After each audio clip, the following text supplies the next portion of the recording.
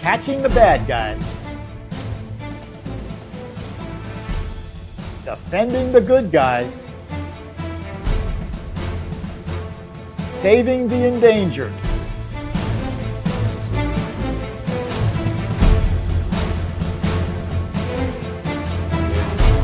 Welcome to Global Environmental Crime Watch. I'm your host, Bill Paul. On this episode, the United States declares war on wildlife traffickers. A Malaysian civil servant is accused of amassing a $15 billion fortune from illegal logging. A mystery surrounds who hacked the computers of one of the world's leading environmental law centers. And on the lighter side, can you guess who this little guy is following? Need money for college? Maybe he can help. His venom is to die for. But first, do you know this man? Do you know where he's hiding? It could be in his native Chile or in Texas where he was last seen. Wherever he is, the United States Environmental Protection Agency wants him for his involvement in an airplane crash that took the lives of 110 passengers and crew. To understand why Mauro Valenzuela does not deserve to be walking around free, we need to retrace the flight of ValueJet 592 with the help of this animated video posted on YouTube. The plane took off from Miami International Airport just after 2 p.m. on May 11, 1996. As a member of the ground crew, Valenzuela allegedly put oxygen canisters he knew were unsafe in the plane's cargo section, sparking a fire that spread to the passenger section. Listen to the pilot's last words and imagine what those doomed passengers must have been feeling. Critter 592, contact Miami Center on 13245 song. Critter 592, contact Miami Center 13245. 592 needs a return to Miami. Critter 592, roger, turn left heading 270, descend and maintain 7000. 270, What kind of problem are you having? Smoke in the cabin. Roger. 592, we need a closest airport available. 703. Critter 592, they're going to be standing by for you. You can plan where you want to when able direct to Dolphin now. Need radar vectors. Critter 592, turn left heading 140.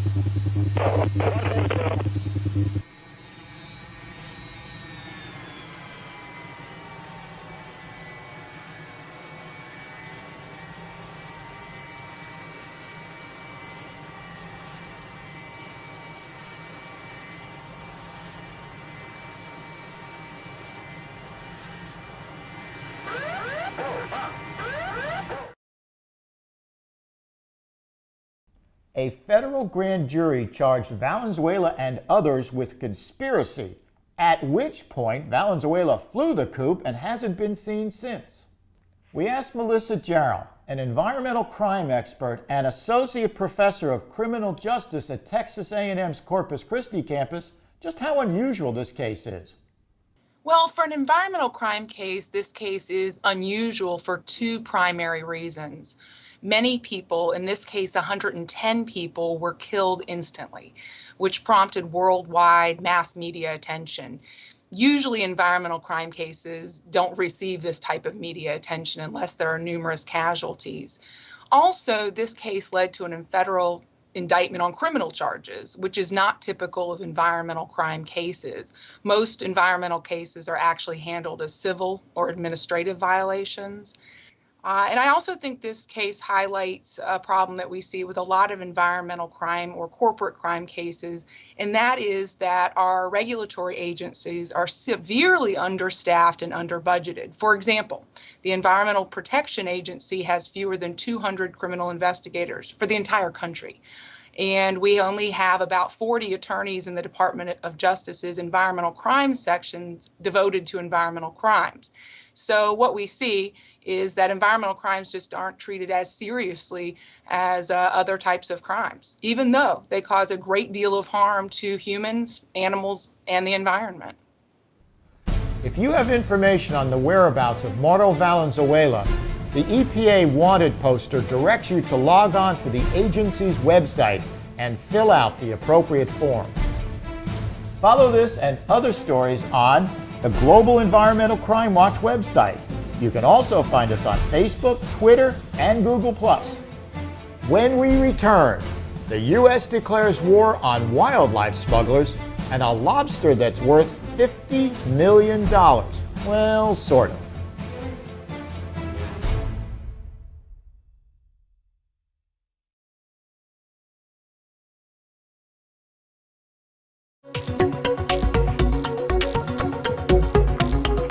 Welcome back to Global Environmental Crime Watch. I'm your host, Bill Paul.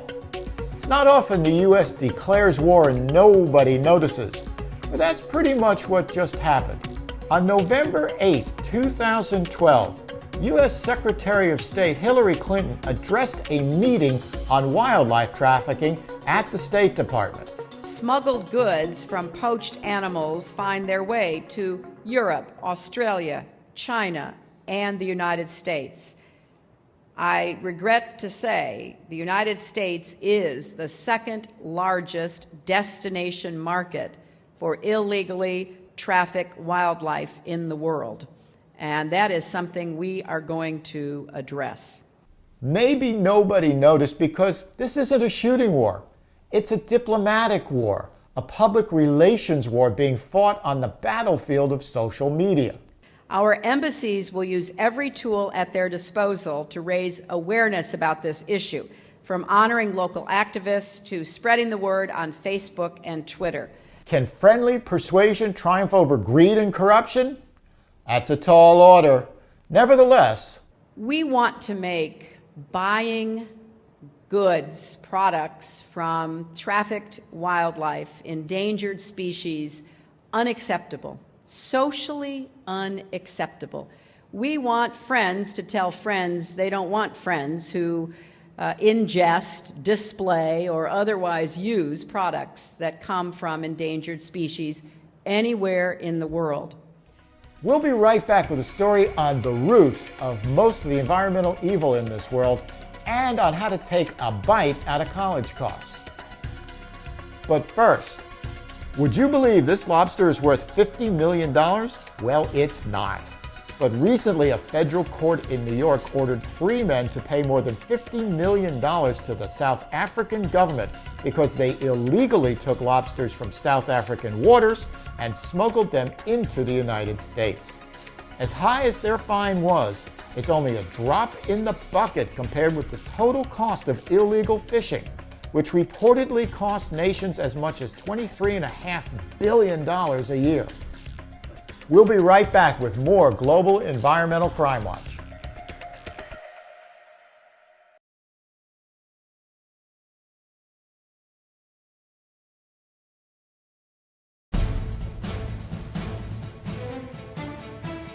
Welcome back to Global Environmental Crime Watch. I'm your host, Bill Paul.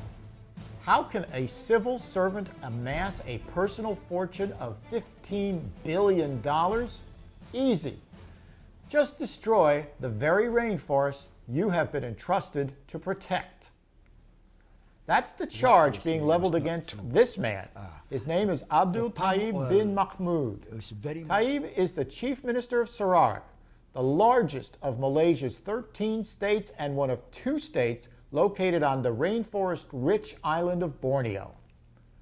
According to the Bruno Manzer Fund, a Zurich-based nonprofit that campaigns against illegal logging, Taib has made corruption an art form, using his position to line his own pockets, destroying Borneo's rainforest in the process. As illustrated by these scenes from a 2011 protest in London, Taib has long been in the crosshairs of environmental activists. Few global leaders, however, have spoken out against this man. One who has is former British Prime Minister Gordon Brown. He called the destruction of Sarawak's rainforest probably the biggest environmental crime of our times. Malaysia's once vast pristine jungle has been stripped bare, and enormous areas have been planted with palm oil, in an environmental nightmare that shows no sign of slowing. Yes, palm oil, the root of so much environmental evil in this world. Used for cooking, in cosmetics, and to make biofuel, global demand for palm oil is surging, and international conglomerates are going hat in hand to questionable politicians like Taib, who, for the right price, apparently will strip a country bare, knocking down the home of endangered species and indigenous people in order to build sterile palm oil plantations that thrive in a tropical climate. As this YouTube-posted Australian news report shows, from the safety of its London studio, Radio Free Sarawak, whose principals include Gordon Brown's sister-in-law, bashes Taib regularly. I would describe him as a dictator in all but name. He utterly controls Sarawak. He and his family own anything that's worth owning in Sarawak. They first brought everything into government monopoly and then privatized it into their own possession. But if Taib is worried about international condemnation, you'd never know it. Befitting a man who clearly seems unafraid of the long arm of the law, Taib put his official denial for all the world to see. The truth is that we in Sarawak are committed to practice sustainable management of our forest. In our traditional forest, we practice what is called fill-in planting, where there's a bald area as a result of this 8 trees that come out from that been harvested from per hectare. If there is still not enough trees, we plant trees in it.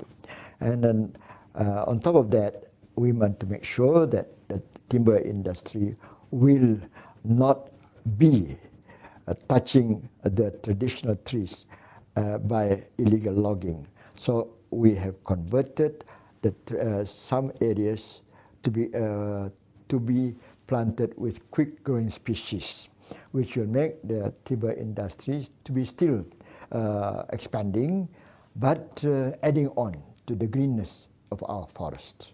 We expect that 1 million hectares can be planted within the next 10 years. I have the greatest respect for the people of Britain or anywhere else in the world who care about the issue of deforestation, as I myself do. And because of that, therefore, I'm willing to open up the country for independent international inspection. They will see that we still have much more forests than people give us credit for, to be preserved for the next generations. People can make many claims, but my government has been very deeply committed to sustainable management of our forest. The truth is, we have nothing to hide. Nothing to hide? Really? In a moment, we'll get a second opinion from Dr. Lucas Straumann, director of the Bruno Manzer Fund. When we return, a most curious case of computer hacking and a baby elephant's object of affection. But first, is this a picture of A, a cobra snake, B, an hallucinogenic drug, C, a way to pay for college, or D, all of the above? The correct answer is D. The Cape cobra you just saw and the king cobra you're looking at now can bite you to death in 30 minutes or less. King cobra venom that is processed into a powder is a party drug that is especially popular in India and Europe. People who mix it with alcohol are said to experience a prolonged high. As for cobra venom being a way to pay for college, we can only surmise that the 5 young college students police in India recently arrested for trying to sell cobra venom thought they had hit upon an ingenious way to pay for their education. We'll be right back with more Global Environmental Crime Watch.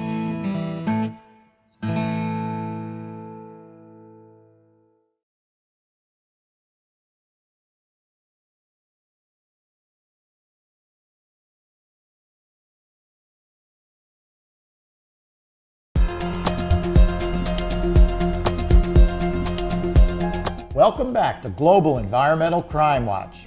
All right, so let's cut through the official stuff and get right down to finding out exactly how a civil servant could amass a $15 billion personal fortune.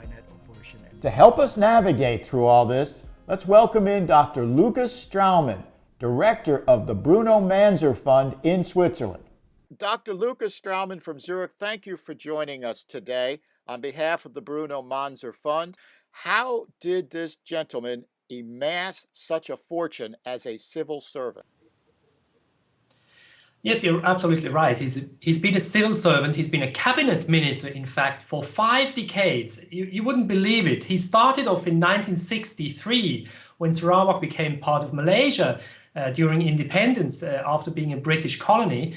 He was a cabinet minister at the age of 27, and he still is a cabinet minister and chief of government at the age of 77, which he shouldn't be. And he abused his political power in a spectacular way, cutting down the Borneo rainforest in the state of Sarawak for 3 decades. So imagine it's a state the size of England, so it's the largest state of Malaysia. It's been all covered with virgin jungle. The jungle has been cut down. It's all secondary forest now, more or less, maybe 5% primary forest left.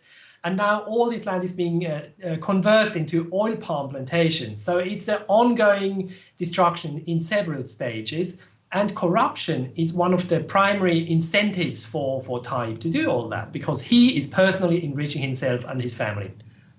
He says that 70% of the rainforest is intact. You say 90% of the rainforest has been destroyed. How do you know that 90% has been destroyed?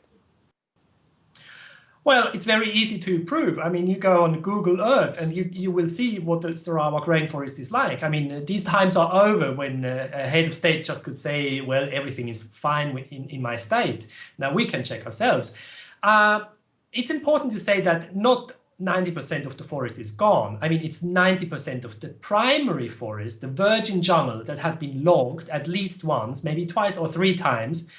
But definitely, it's only a very small area of primary jungle left. But the secondary forests are getting more and more important because there is a lot of biodiversity in the secondary forest as well.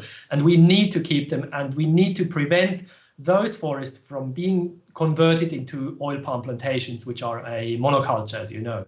What are the specific laws that this gentleman and his family are breaking, both the Malaysian laws and the international laws?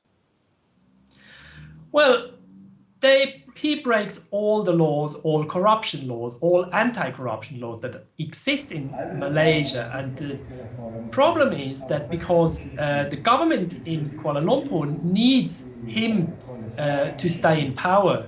I mean, they need him to bring the votes for the government to stay in power. So they won't touch him. And the judiciary is not independent. So we know for more than 1 year, an investigation has been going on by the Malaysian Anti-Corruption Commission, which was triggered by our campaign, by the way. But this investigation is leading nowhere because the Attorney General and the Prime Minister and the Minister of Justice, they have no interest whatsoever that this will go forward. And they say no, and it will stop there. What about international laws? What about the involvement of Interpol and similar organizations? Well, interestingly, corruption and money laundering are crimes that can be prosecuted internationally, and that is for us a very interesting and important angle. Now, we have launched a criminal complaint in Switzerland against UBS, a Swiss bank that is heavily involved in Malaysia, because they laundered what we think up to $90 million for Musa Aman. He is the head of state in neighboring Sabah, so the second Malaysian state on Borneo. And if we could find out or get hold of evidence on the bank connections of Taib Mahmoud, we could try the same either in Switzerland, which is our home turf, obviously, or in any other country. I think what you're saying is he controls the process from A to Z. You don't cut down a log, you don't export a log, you don't use a log abroad without his or his family's involvement in some way. Is that right? Absolutely. He's missed the 10% or maybe missed the 15%. And you have to pay him off from the very first stage of obtaining a logging concession over cutting down, shipping the timber to the port, and then even exporting the timber on ships. You have to pay him off. There is an investigation underway in Australia. How far has that gone, and do you have hope for something happening there? We have approached the Australian government as we have approached the German government, the British and the Canadian government, and the US government. And unfortunately, these governments are, they are very interesting to get the information, but as long as Malaysia is not doing anything, no other country would really do much. And they say, look, these people are in power. We know they are corrupt. We can't do anything about it. So, we wait until they fall and then we will go after them. But that is a very unsatisfactory standpoint to us. And I don't think it's a very legal standpoint either. All right, Dr. Straumann, thank you very much. I appreciate your time and especially your information. Okay, thanks a lot, Bill. According to Reuters, UBS said it was cooperating with the investigation. Quote, UBS complies with the rules and regulations in all the markets where it operates. Unquote, a spokesman told Reuters. In a letter to the Bruno Manzer Fund, Interpol's General Secretariat stated, quote, Interpol's assistance may be activated only by the decision of the competent domestic authorities, and at the request of the National Contact Point, National Central Bureau, NCB. Should you wish to trigger criminal proceedings against the individuals at stake, you are kindly advised to contact the National Police and/or Judiciary. Unquote. Follow this and other stories on Global Environmental Crime Watch's website. You can also find us on Facebook, Twitter, and Google+. The Southern Environmental Law Center is a tireless crusader for environmental justice in the Southeast United States. For 25 years, SELC has battled the coal, oil, natural gas, and other industries. A not-so-funny thing just happened to SELC. Its computers got hacked by person or persons unknown. On its website, SELC reported that highly confidential information had been taken and then widely circulated by email in an attempt to undercut SELC's mission. The matter is now in the hands of the FBI, and you can be sure Global Environmental Crime Watch will stay on the case. When we return, we'll tell you about the Gravel Bandits. Yup, you heard me, that's their name. But first, can you guess who this little guy is following? We could just tilt up, but what fun would that be? Whoever he is, he's obviously very tall. Here's a big hint. Get it? Big? He's Yao Ming, the famous Chinese basketball player. Now retired, Yao campaigns against the slaughter of elephants, rhinos, and other endangered species. Sadly, the little guy in the picture is an orphan. On his blog, Yao also records his encounters with friendly humans. We'll be right back with more Global Environmental Crime Watch.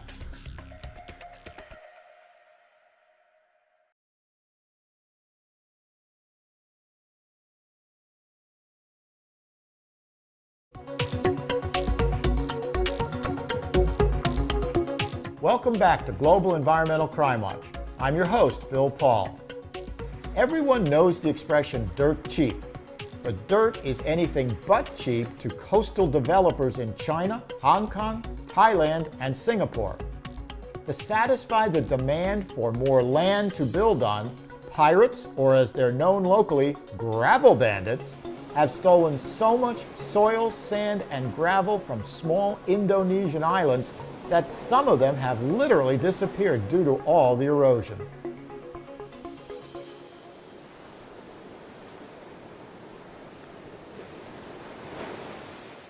Thank you for watching this episode of Global Environmental Crime Watch.